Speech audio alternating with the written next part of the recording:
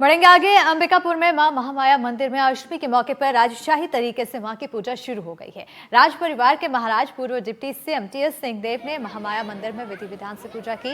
इस दौरान सैकड़ों की संख्या में श्रद्धालु इसे देखने के लिए घंटों खड़े रहे। इस दौरान एनडीटीवी से खास बातचीत करते हुए पूर्व डिप्टी सीएम टीएस सिंहदेव ने कहा कि सैकड़ों सालों से ये परंपरा चलती आ रही है। उन्होंने कहा कि इस सरगुजा राज परिवार की कुल देवी है मां महामाया। छत्तीसगढ़ के प्रमुख शक्तिपीठों में एक मां महामाया मंदिर जो कि सरगुजा में है। और आपको बता दूं कि सरगुजा राज परिवार की कुल देवी भी महामाया है। यहाँ पे पूजा पाठ आज से राजशाही तरीके से शुरू हो गया है।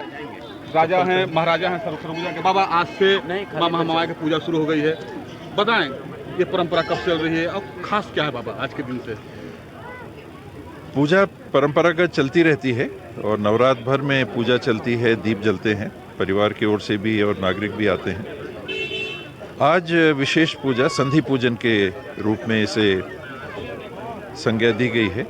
अष्टमी और नवमी की जो मिलन की बेला होती है उस समय पूजा की जाती है, बलि दी जाती है।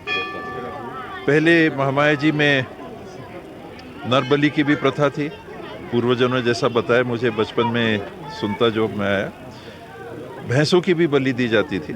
समय के साथ अब नर बलि के स्थान पे कुष्मांड बलि होती है और जो तिथि नियत होती है अष्टमी और नवमी की संधि की बेला, इस वर्ष 1:45 तो वो कुष्मांड बलि आज भी दी। उसके पहले के पूजन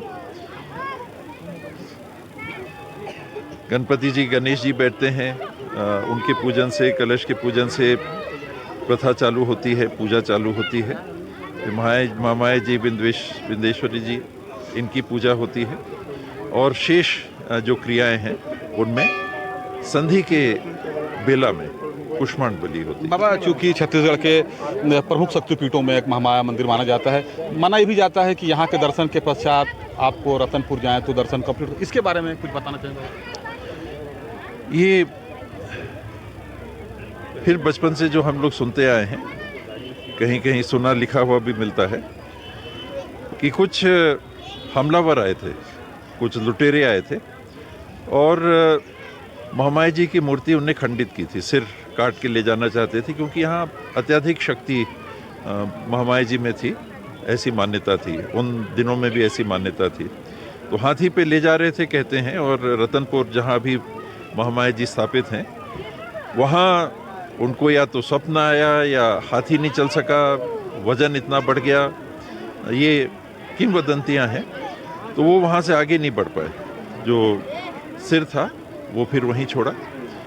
आज यहाँ आप देखते हैं कि महामाया जी स्थापित हैं और विधि अनुसार मोम की शीश हर वर्ष बनता है। मोम का,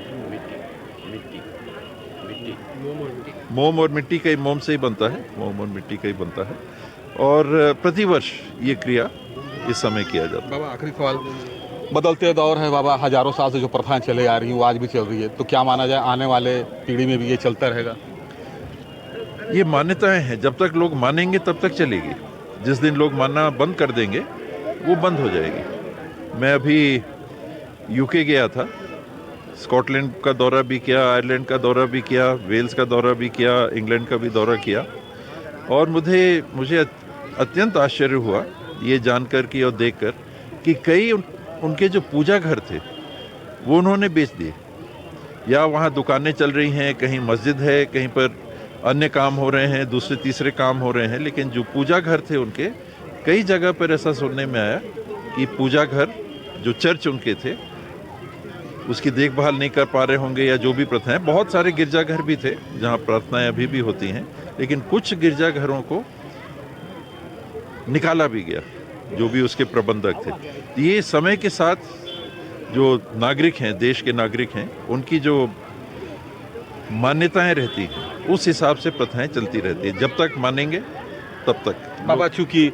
आपके कुल देवी हैं आपके परिवार के, तो छत्तीसगढ़ के लिए आज कुछ विशेष आपने मांगा होगा माता से? महामाया जी की कृपा सब पे बनी रहे, यही मैं कामना करूँगा। ये थे छत्तीसगढ़ सरगुजा स्टेट के महाराज टीएस सिंहदेव, जो पूर्व डिप्टी सीएम रह चुके हैं। इनका कहना है कि आज से राजशाही तरीके से मां महामाया की पूजा अर्चना शुरू हो गई है। अपने सहयोगियों के साथ मैं रोमी सिद्दीकी, NDTV न्यूज़, अंबिकापुर।